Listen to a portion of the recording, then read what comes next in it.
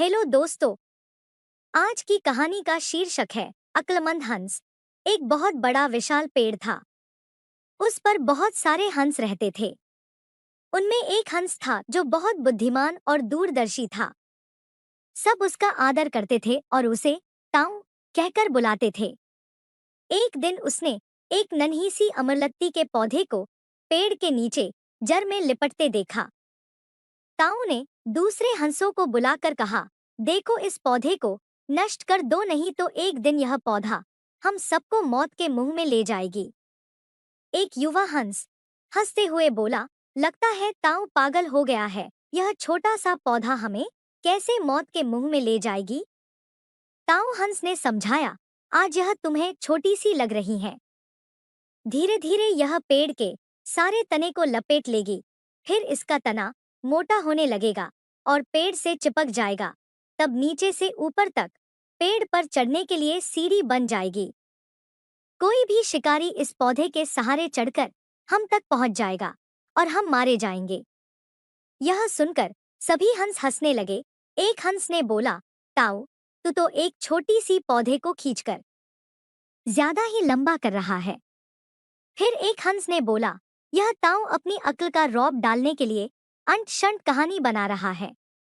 इस प्रकार किसी हंस ने ताऊ की बात को गंभीरता से नहीं लिया। इतनी दूर तक की भविष्य देख पाने की उनमें अक्ल कहाँ थी। समय बीतता गया।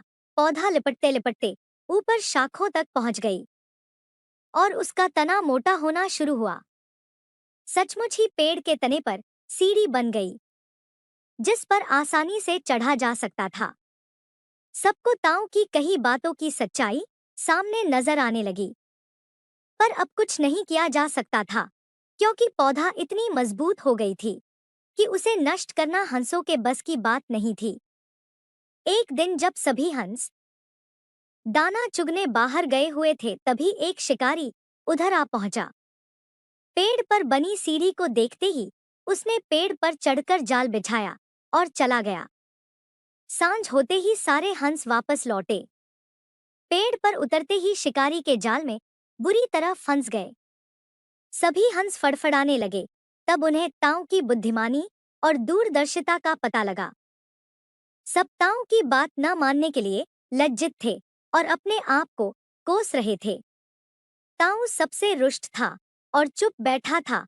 एक हंस ने हिम्मत करके कहा, ताऊ हम मूर्ख हैं, लेकिन अब हमसे मुंह मत फेरो। इस संकट से निकालने की तरकीब तुम ही हमें बता सकते हो। आगे से हम तुम्हारी कोई बात नहीं टालेंगे। सभी हंसों ने हामी भरी। तब ताऊ ने कहा, मेरी बात ध्यान से सुनो। सुबह जब शिकारी आएगा तब सभी मुर्दा होने का नाटक करना। शिकारी तुम्हें मुर्दा समझकर जाल से निकालकर जमीन पर रखता जाएगा। वहां भी मुर्दा समान पड़े रहना। जैसे ही वह अंतिम हंस को नीचे रखेगा, मैं सीटी बजाऊंगा। मेरी सीटी सुनते ही सब उड़ जाना। सुबह होते ही शिकारी आया। हंसों ने वैसा ही किया जैसा ताऊ ने समझाया था। सचमुच शिकारी ने हंसों को मुर्दा समझकर जमीन पर पटकता गया। अंत में सीटी की आवाज के साथ ही सारे हंस उड़ गए। शिकारी अवाक होकर देखता रह गया। इस कहानी से हमें क्या सीख मिलती है, कमेंट में बताएं। अगर आपको यह कहानी पसंद आई हो तो कृपया लाइक और सब्सक्राइब करें।